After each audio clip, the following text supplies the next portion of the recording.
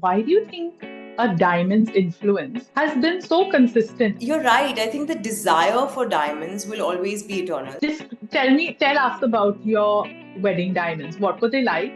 So I had a very different take on my wedding this time because I was like I learned the hard way the first time about what you should and shouldn't buy. What's the one bridal trend? It could be an outfit also or jewelry you would happily cancel forever. I think I would wear a lot more white and ivory as a bride. Hmm. I know that's a no-no in Indian culture and custom. I strongly believe that there will always be an edge that natural diamonds have against any other kind of stone. Always, always, always. Because I don't think that when you're proposing to someone and like girls are talking Hmm. about, oh my god, I got proposed with a lab grown diamond, I don't think so.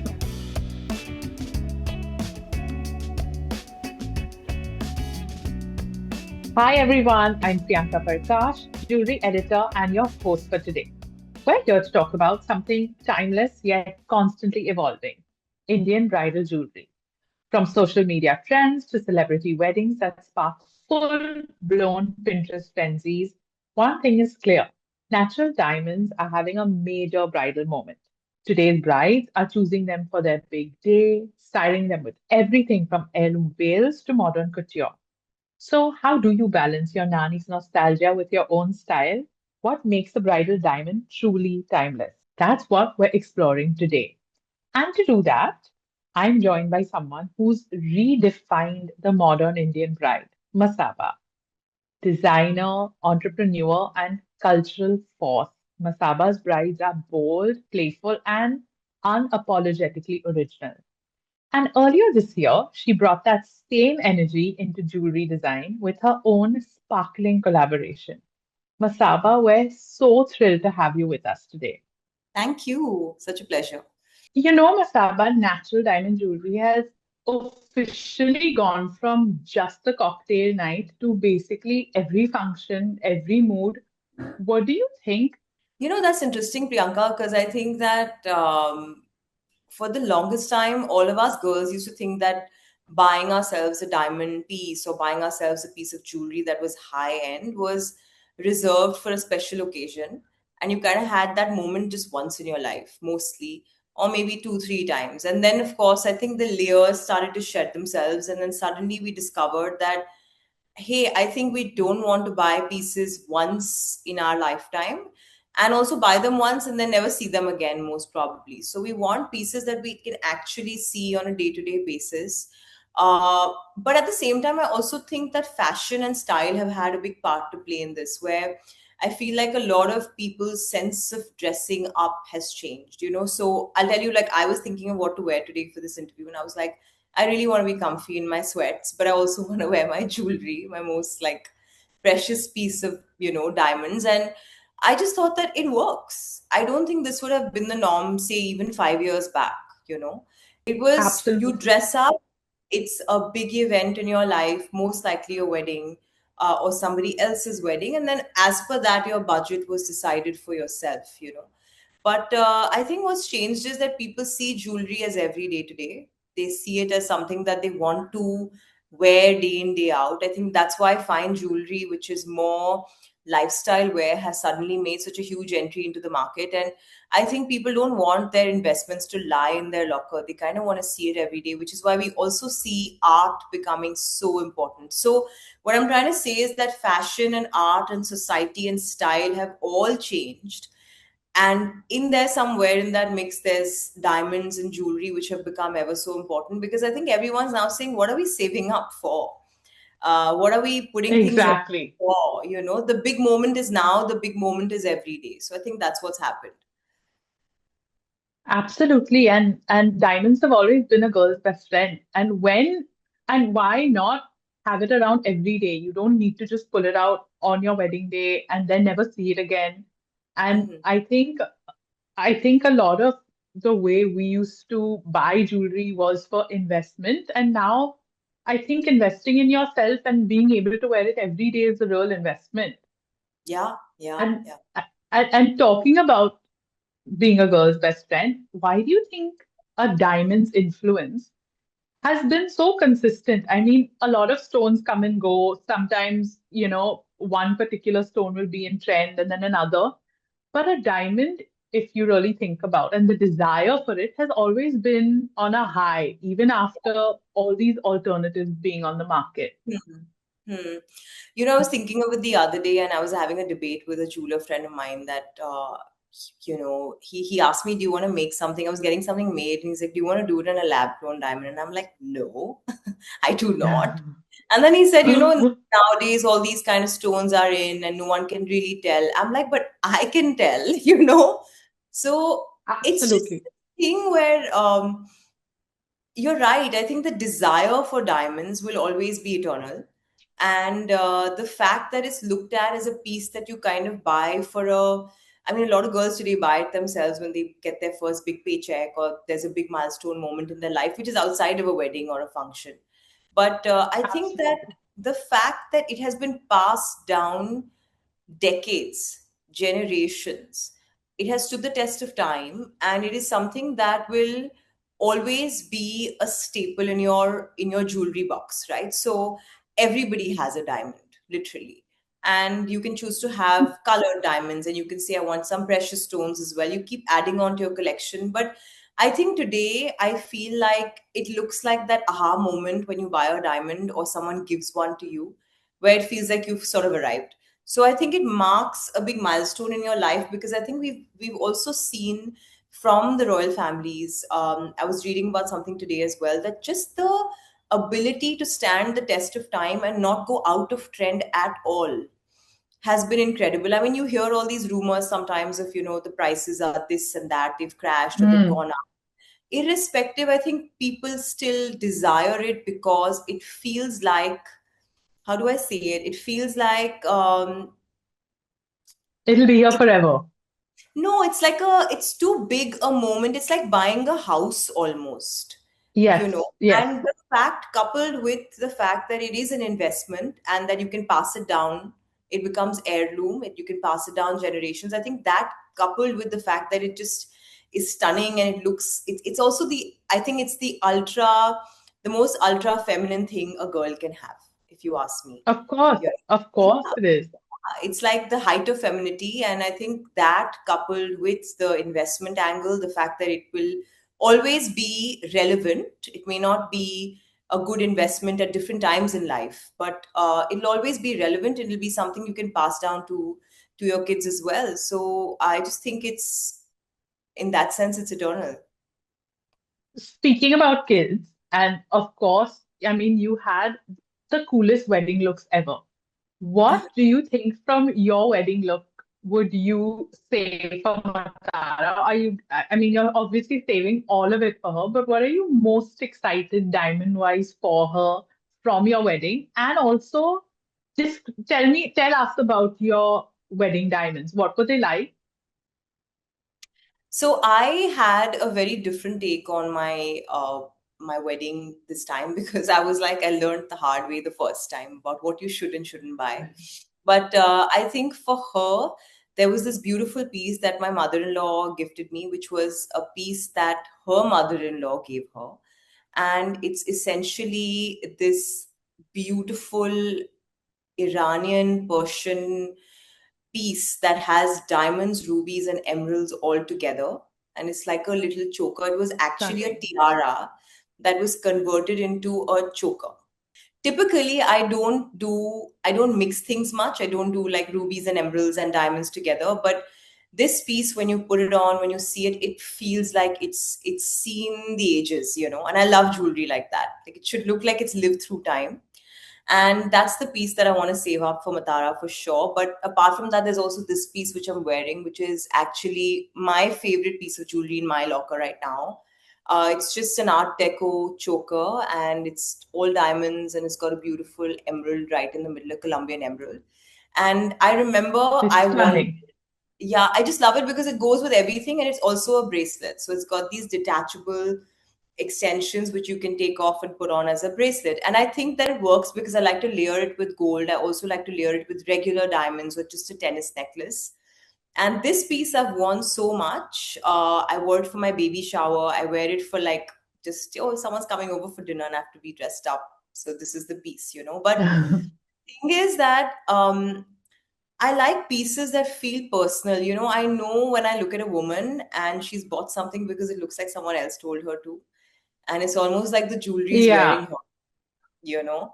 So I like pieces that look like somebody has a point of view about diamonds. And those are the best kind of people because they really go out of their way to look for something. And in fact, I think a friend of mine who's a personal shopper sourced this for me. And I said I want it to be old world. I don't want it to be like a regular new age looking piece. So I think those pieces, but definitely my mother-in-law's necklace that she gave me for the wedding is it's stunning. It's another level. no, and like you're saying, I mean, so many pieces of jewelry have so much story and history attached to it. And that's the point of it when it's heirloom, when you can tell 10 stories about a piece of jewelry. I mean, when you give it to Matara, I'm sure she's going to, I mean, you're going to tell her this story, and when she wears it, she's going to feel so much pride and she's going to feel the legacy in that piece of jewelry. And that's, I think, what just makes jewelry so special. I mean, besides being an investment and Hmm. besides, just being that as a security blanket for women, it's Hmm. just legacy Also, and just Priyanka, joy. I'm thinking that precious stones come, and I think emeralds are at an all-time high, for example, today, as are other colored stones. But the fact of the matter is that a diamond just sits there quietly, not asking for Yeah, any attention, and it's just still like the coolest piece that a girl can own, right? So I think people absolutely. recognize that. And even with her, as she grows older, I think times will be very different. I think everybody's going to go back to the classics. They're going to go back to legacy, heritage, heirloom pieces because I think everything will look like hyper manufactured and everyone will own pieces of the same thing. So the more unique the pieces that you have that have been hand me downs, in a way, I think that's going to be the coolest piece that anybody can own. 100%, and you're absolutely right. That's absolutely happening. There is, the jewelers in London that are pricing their pieces at 80,000 pounds and 70,000 pounds are all being copied here in the, the lab-grown versions and everyone's wearing them and everyone has them. So they're almost like mass-produced pieces of Exactly. the same jewelry. Yeah, I think generally also, and we're seeing that, like I said, jewelry doesn't work in silos as well, right? Fashion, art, culture, there's fakes of everything today. I mean, we all know the stories of the bags that are doing the rounds as well. So similarly, I mean, Correct. today you're seeing jewels on bags as well. So there is a movement, but at the same time, I think there's going to be a lot of love to hold on to pieces that actually cannot be manufactured. I must tell you that there was this piece I saw. It's stunning. I don't know why I never bought it, but it was this Persian bracelet that had like it was like the rainbow. It was like rainbow colors all together, just diamonds and beautiful tourmalines and beautiful stones. I think it was from the 40s or the 50s. And it was like a little slinky thing that just went onto your wrist like it always belongs there. It sounds stunning. I was like, I didn't buy it. I don't know why. I was thinking of it, then I didn't buy it. And then I was talking to another jeweler friend of mine and I said, you think we can make a version of it?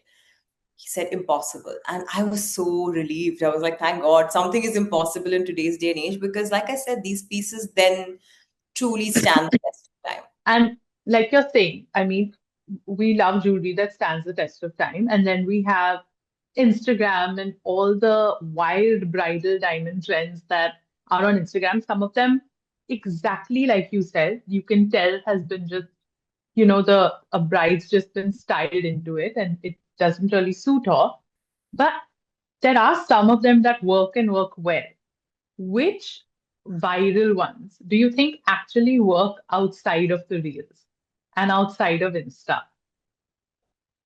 Any piece of jewelry, Priyanka, that doesn't need great light and hair makeup to be photographed well is jewelry that is good jewelry that will stand the test of time. And I think that it should feel like you can go to bed with it. When you've taken the day off, you're in your PJs. Like I keep saying that I want to do this. I want to host a PJ party, which is like everyone's best diamonds. No makeup, no hair, chill in your robes, drink some champagne, and just chill out. I think those are the pieces that really work because this happened with me. I bought a really beautiful piece once. It was more kind of Indo-Western fusion kind of a piece, very Hyderabadi looking actually in a way.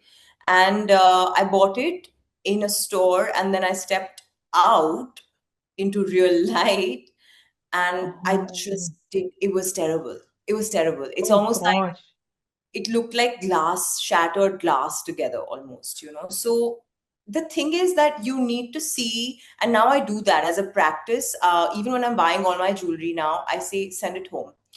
Let me see it in my bedroom light, which is slightly dimmer. Let me see it in my living room, which is brighter. I want to see it in natural life, because those are the pieces that really work. Secondly, pieces that you feel can be styled and restyled, redesigned again and again. Like I have these my wedding ring, and I had another teardrop diamond along with it that I bought as a pair for my pinky finger. And I just keep changing the polish, and I keep changing the setting, and I keep sometimes I pair them together. I know now I want to make them earrings next because I wear earrings a lot more. So anything that you feel can become various pieces, or maybe just I'm collecting emeralds now, these beautiful Colombian ones, to build a bracelet for Matara, but I'm collecting them like two, three pieces at a time when I can afford it, because I want that to be her piece when she grows up. So the thing is, it Yeah. should feel like tomorrow, even when she wears it and she's older and she thinks that it's not cool piece of jewelry or it's not her style, she can break it down and make a version of it. So anything that can be redesigned can be broken down, built again, and that doesn't need a fantabulous photographer and a backdrop and hair makeup teams to make sure it's doing its thing. That's the best kind of jewelry. And while we're talking about what works, what do you think absolutely doesn't work? What's the one bridal trend? It could be an outfit also or jewelry you would happily cancel forever. Your ultimate, I would never as a bride. I had a lot of an opinion about what brides should do and shouldn't do earlier, because I think I just was coming from a place of being a designer. But I think that the worst thing a bride can do for herself is have a mood board where she has like five pictures of a Bollywood star and says, I want to look like her, because Mm. certain things just don't work on a certain face, body, skin. And I think we always forget that with the wedding of a Bollywood star comes an entourage, which is making sure that the photos look a certain way and there's been style to perfection. Unless you have that going for you, I don't think there's any need to really aim for it. And the other thing that I wouldn't do is red lipstick on my wedding day, because I think it's to me a little bit jarring. You should let your jewels, your hair, your outfit do the talking. And I think it's okay to wear nudes and baby pinks and peaches and just warm terracotta, such a beautiful color for skin. But I think that in any case, be it jewelry, be it fashion, be it makeup, and especially the style of your blouse, the cut of your blouse, and the cut of your lehenga cannot be borrowed from someone else. Similarly, I think jewelry should be. I really enjoyed wearing three different pieces of jewelry this time for my wedding. And I remember that I had one piece that was my mom's from, I think, 35 years back. And then there Oh, was another, just a simple gold and pearl piece, which was also very old. And then one piece was slightly new. And I only bought the Chantara, if you remember. I did those head pieces, those, yes. yeah. So that was the only new addition that I had to my jewelry. But the thing is this, that I feel you have to have a point of view. And when you have a point of view about jewels, you look your best because they are so personalized. But I think trends in bridal, there's a certain way the veil has to go on, and then you have to look like you are being weighed down. I don't know why that's a trend. I think brides should just look free and happy and comfy. I mean, we speak about Bollywood. It's such a huge influence just on brides. It genuinely just is. And I absolutely agree with what you're saying in the sense of so many times people just want to cut, copy, paste what a certain celebrity bride look like. And it absolutely doesn't work for because you can't. It's not a one size fits all.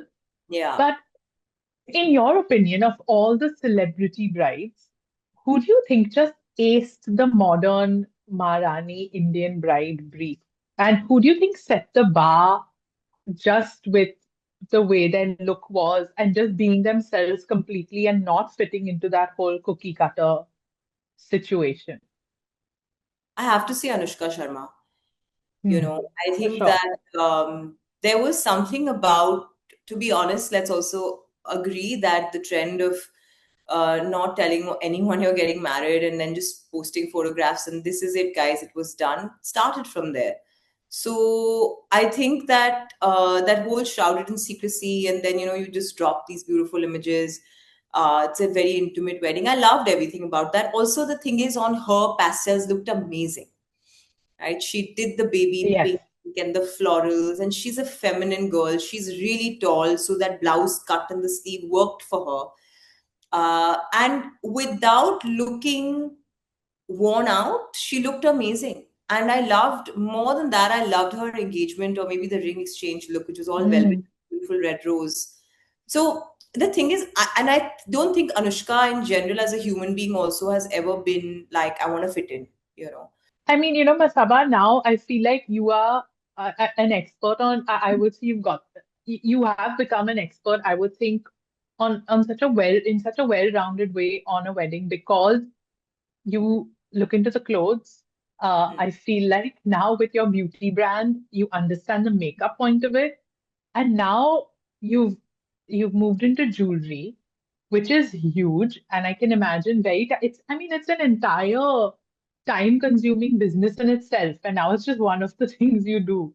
Yeah. But for your new jewelry line, and it's got such a strong point of view, what was the spark or moment that kind of defined the aesthetic of your collections? And how do you play around with diamonds in your collections? So the jewelry that I've done is firstly in collaboration with Amrapali Jaipur, and I think I have to give Tarang a lot of credit on just managing my madness, because I'll tell you, I give him, like, I send him a voice note and he'll be like, I don't know. Like, I don't think this is doable. Like, it's not feasible. Or it's going to be like a couple of crores because it's got like how much ever gold in it. Because I'm like, make it all gold and make it chic and everything. But it really helps to have a sounding board. It Hmm. really helps to have somebody who understands the technicality of jewelry, because I think as creative people, what happens is we can ask for the earth and the moon and the stars, but it's just not practical. And I think, be it the weight of the jewelry, be it how it falls, be it the fastening, the back, the clasps, I think I've learned more about jewelry in this last year than I ever have. But I think that for me, it was the one thing I was so passionate about. If I wasn't a designer, I would be a jewelry designer. That's how much I feel about jewelry. Or I'd be a jewelry collector. But I think for that I'll have to work very hard. Yeah. But I adore the finer things in life. And I'll tell you this, by the way, that I was never a diamond girl. My mom and I No way. only bought gold and silver, and I think she maybe has two pieces that are somewhat diamond in her collection. Everything else is gold and silver. So now she's like, oh, it's looking nice. And we used to always think of it as a cold stone and gold Correct. as a warmer stone. Warm. So Yes. that was our understanding of it. And then I was like, oh my God, but if I mix it up and if I do things to it and I make it cool and I polish it a certain way, it'll look amazing. And the starting point of my jewelry journey was when I did the imitation jewelry with Amrapali about 7 years back. And I always knew that the top up to that would be a fine jewelry line. And if you ask me, the ultimate goal is to design in collaboration with a Cartier.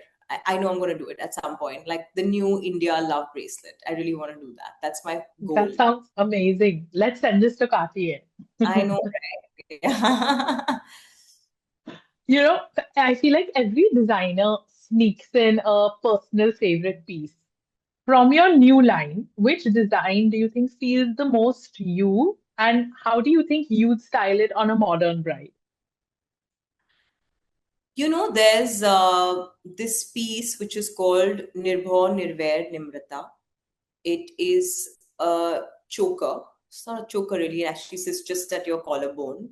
And it was inspired from this Persian necklace I saw at the Amrapali Museum in Jaipur. And I just kept looking at it, looking at it. I was like, Tarang, you have to make an Indian version of it. And I was thinking of what the terms should be on that. And just this, I love the terms, they're born, nirwear, nimrata, because I think they stand for so much, especially in today's day and age. And I Of think course. jewelry should not just be jewelry and be opulent and a statement, it should also have a personal meaning. So I feel that as a bride steps into a new chapter of her life, she should do it without fear, which is nirbhav, without hate, which is nirvair, and with love, which is nimrata. So I feel like that is a piece that, I mean, I want to buy that piece from the collection because I think it means something. And interestingly, we just did a custom version of it for someone. This lady whose son is getting married, and she wanted one that said Sabr, Shukr, Sukoon. So you Love. see, the thing is that these are pieces that I think brides should wear, because how much of that uncut and polki and Hmm. jarao and satlada can you wear? It all looks the same. I really wish that Absolutely. somebody, and it'll have to be a Bollywood star who changes it up. So I'm waiting to see who. No, 100%. And speaking of brides that, just kind of have to start building on a diamond trousseau, and where do you think they should start?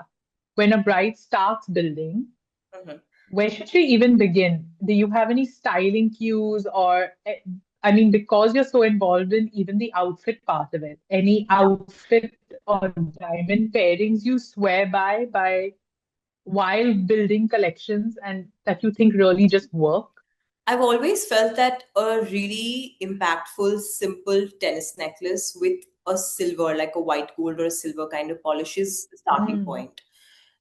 You'll never stop wearing it. You will wear it after the wedding is over and you have to go for 50 dinners. You'll wear it at the wedding with something else. You'll wear it with your Mangal Sutra if you're going to do that. And I feel like it can also be worn. The ones that also become tennis bracelets are amazing because you can just layer them with your watch and stack it up. I think that's a good starting point. The other thing I would also say is there really is no need to invest in a mantika. There really is none. correct. Because I just I that it agree. is such a piece that just lies there. Unless you feel you can make it earrings or maybe like a little bit of a brooch later, then it makes sense. And a pair of chand balis is a no-brainer. That's a great starting point if you want something Indian. But I would say that just and also these solitaires really, I think that they work beautifully because you can wear them as they are. You can put like cuffs on and just make it a little bit more cool and junk jewelry kind. But I would say the starting point would be beautiful chand balis and also a beautiful tennis necklace. 100%. And I do feel like the new luxury for brides is all about just longevity and having fewer pieces but timeless, forever, real, natural diamonds. Yeah. What is your view on the alternatives that exist, be it fast fashion versus couture, and then the man-made versus the natural diamonds? Do you have an opinion on it, or do you feel like, I mean, it's just whatever works for whoever? I think the fast fashion couture piece, I'll pick that up first. I think even there, Priyanka, let's be honest, a lot of people can't afford couture, right? So Of course, it's a great conversation starter. It's cool to be woke about it on social media, but at the end of the day, you want pieces that you think you can wear, say 3 to 6 months, and then rotate and change it up and do something else, right? I also think that people have somehow, I like to bucket it separately, which is your lifestyle athleisure wear, which has become the thing that people wear today. for I sure. mean, who's wearing like dresses and stuff on a daily basis? You're wearing a No pair of one. leggings and you're wearing like a baggy sweatshirt or a fitted wear sweatshirt and a sports bra. You can run your errands, you can do your work, you can pick up your kids from school. All that happens within that outfit, right? And sneakers. I mean, nobody talks about the absolute death of the heel. Everyone is Yeah, in sneakers. So I just think that it's nice to be talking about fast fashion and how it's harming the planet, and it's true. But let's be honest, a large percentage of the population cannot afford to buy one amazing piece and say, I only want my white shirt to be the row and I will never wear anything else again. Right? It's Yeah. tough. But I think that as I see, because I'm so close to fashion and retail, I'm seeing that people are saying that I don't want multiple meaningless purchases. I want one meaningful purchase. And Absolutely. which becomes like, it stands the test of time. Like my mom gave me this Guess sweatshirt, which is like, I think it's 45 years old. I kid you not. It is That's in dual amazing.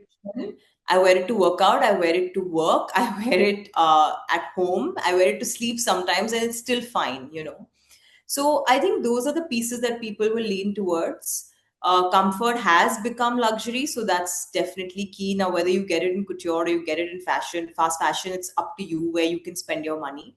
Yeah. But I strongly believe that there will always be an edge that natural diamonds have against any other kind of stone. Always, always, always. Because I don't think that when you're proposing to someone and like girls are talking Mm. about, oh my God, I got proposed with a lab grown diamond. I don't think so.